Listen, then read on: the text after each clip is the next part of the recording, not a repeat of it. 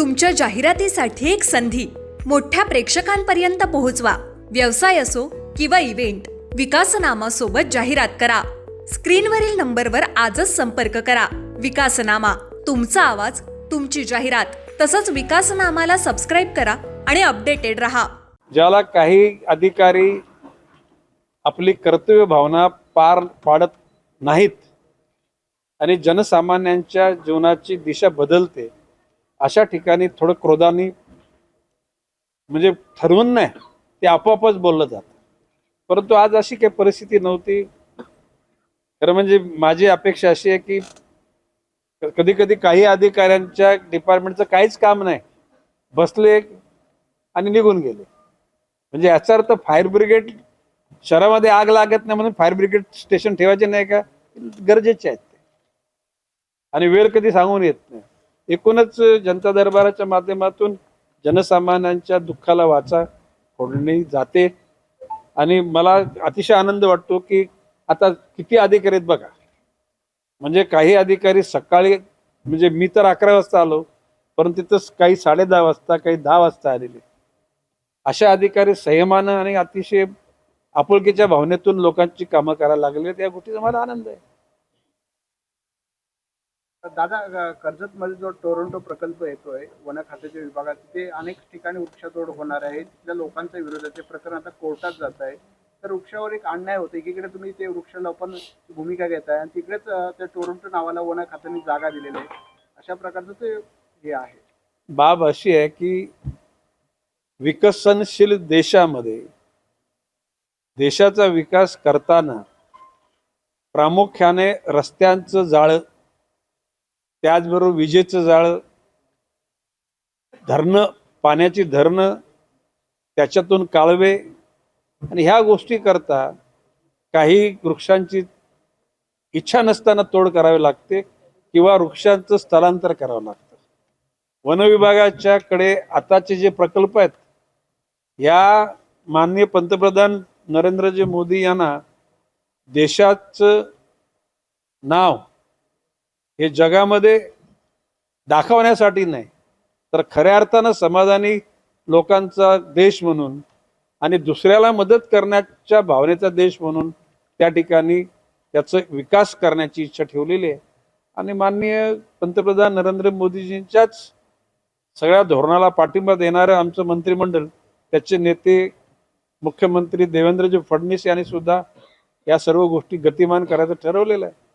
आणि जरी समजा उद्याला त्या प्रकल्पासाठी झाडं, एक झाड तोडलं त्याच्या बदल्यामध्ये 2 झाडं लावायचं तर, आता तर आम्ही या वर्षी असा संकल्प की 300 कोटी झाडं लावायचं. आणि 300 कोटी झाडांच्या मध्ये प्रत्येक वर्षाला दुप्पट झाडं लावली जातील. आणि ती झाडं नुसती काय व्यापारीकरणातून झाडं नाहीत, त्या झाडांचा रंग हिरवा, नेहमी रंग हा वृक्षाचा असतो, परंतु सप्तरंगाची फुलं आणि सप्त सुगंधाचा वातावरण निर्माण करण्याचं आम्ही ठरवलेलं आहे. त्याच्यामध्ये निश्चितपणे यशस्वी ठरतो. सर, सोमनाथ केकान यांच्यावर अनेक तक्रारी येताना दिसून येते. अनधिकृत बांधकाम असेल, तसं सद्गुरूजी नेरूळ सोसायटी आहे त्या ठिकाणी फायरच्या जागेवर पार्किंग, अशा उद्योगधंदे करणाऱ्या अधिकाऱ्यावर कारवाई कधी होणार आहे? हे बघा, आता आलेल्या तक्रारी अतिरिक्त आयुक्त सुनील पवार साहेबांच्याकडे मी वर्ग केलेले आहेत. आणि माझा विश्वास आहे आज या महानगरपालिकेतले नगरसेवक अतिशय सक्षम आहेत. निश्चितपणे आपल्या जबाबदाऱ्या समजून जो महानगरपालिकेचा कारभार कसं करावं, त्याचं रूपांतर रिझल्ट ओरिएंटेड कसं करावं हे निश्चितपणे समजतात.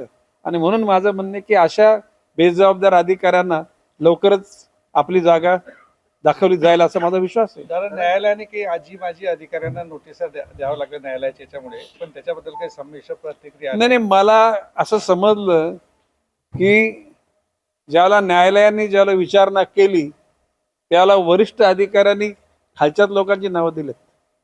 आता ही अनधिकृत बांधकामाची प्रक्रिया म्हणजे माझ्या दृष्टिकोनातून मी जाणता झाल्यापासून मुंबईच्या उपनगरामध्ये 1962 साली काही प्रमाणामध्ये झोपड्या आल्या.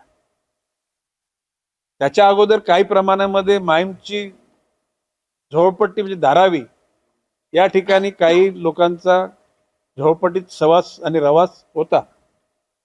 आज जर तुम्ही जर बारकाने बघितलं तर मुंबईमध्ये जवळजवळ 60% लोकवस्ती ही अनधिकृत बांधकामामध्ये आहे. म्हणजे आता अधिकृत झाले असतील SRAच्या वगैरे माध्यमातून, परंतु मुंबईची लोकसंख्या 60% ही राज्याच्या किंवा केंद्राच्या जमिनीवर उभारलेली आहे.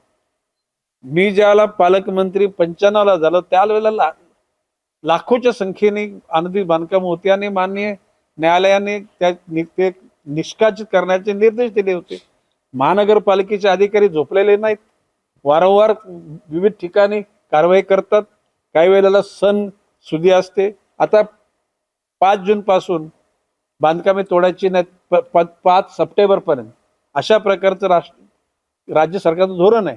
आणि अशा परिस्थितीमध्ये सण येतात, काही उत्सव असतात आणि पोलिसांची जर त्या ठिकाणी कुमक नसेल तर अनधिकृत बांधकाम तोडणं शक्यच नाही. आणि अशा परिस्थितीमध्ये अधिकारी वर्गाने निश्चितपणे कारवाया केलेल्या आहेत. It is on record. जर का तुम्ही काढलात तर सिडकोचे अधिकारी, महापालिकेचे अधिकारी कारवाया केल्यात. परंतु ज्या प्रमाणामध्ये बांधकाम, जर मी तुम्हाला सांगतो, जर का ह्या MMRD परिसरामधल्या सर्वच बांधकामं तोडली तर यादवी निर्माण होईल. आणि म्हणून पंतप्रधान नरेंद्रजी मोदी यांनी सांगितले प्रत्येकाला छप्पर मिळालं पाहिजे.